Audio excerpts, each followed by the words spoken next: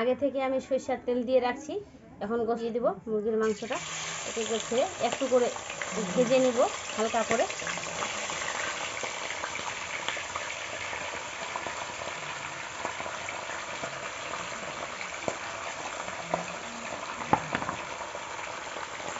এতে আমি একটু পরিমাণ মতো লবণ দিয়ে দিব।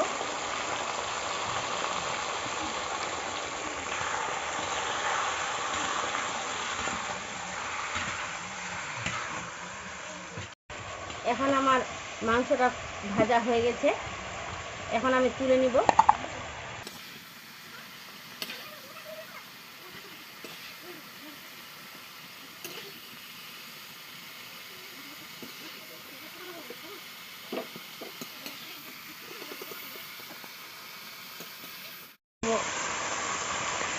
তিনটা শুকানো লঙ্কা,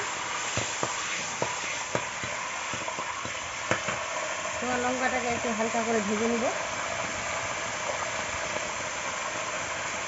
তারপর দেব পেঁয়াজ কুচি,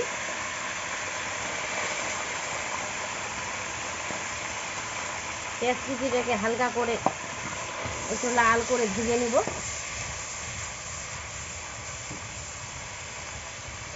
এর মধ্যে একটু লবণ দিয়ে দিচ্ছি, লবণটা দিলে তাড়াতাড়ি করে পেস্টটা সিদ্ধ হবে। এভাবে এর মধ্যে দিব আমি এখন রসুন বাটা, এর মধ্যে দিব এখন জিরা বাটা, দিব আদা বাটা,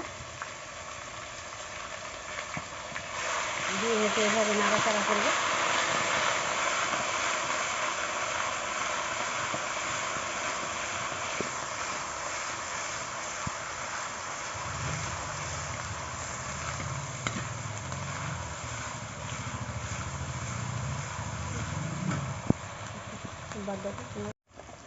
এখন দিয়ে দিচ্ছি আমি হলুদ গুঁড়ো,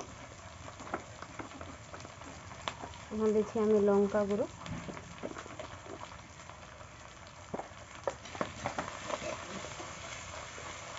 ভালো করে মিশিয়ে নেব। এখন এর মধ্যে এখন আগে থেকে ভেজে রাখা মাংসগুলো ঢেলে দেব।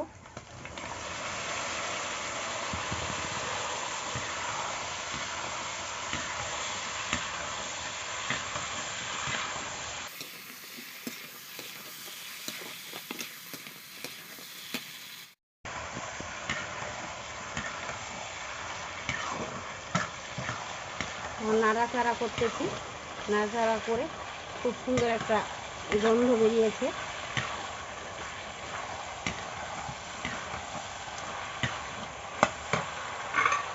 এর মধ্যে একটু হালকা করে জল অ্যাড করে দেব, কারণ মাংসটা সিদ্ধ হতে আবার জলের প্রয়োজন পড়বে। তাই আমি একটু হালকা করে জল দিয়ে এইভাবে নাড়াচাড়া করে এখন একটু কিছুক্ষণের জন্য আবার ঢেকে দিব। এর মধ্যে আমি দিয়ে দেবো এখন জিরে গুঁড়ো,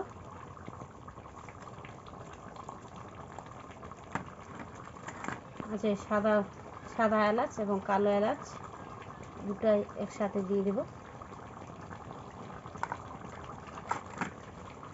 তারপর দেবো একটু গোলমরিচ গুঁড়ো, তারপরে লং গুঁড়ো দিব। এবার নাড়াচাড়া করব।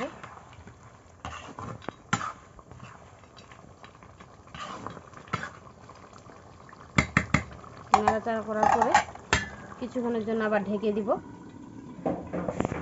এখন আমি ঢাকনাটা তুলে দেখব, হ্যাঁ হয়ে গেছে আমার রান্না। এভাবে নাড়াচাড়া করে আমি এখন নামিয়ে নেব। আমি নামিয়ে এর মধ্যে পরিবেশন করে নেব।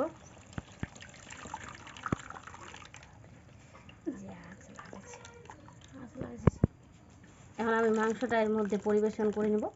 ও মা গো।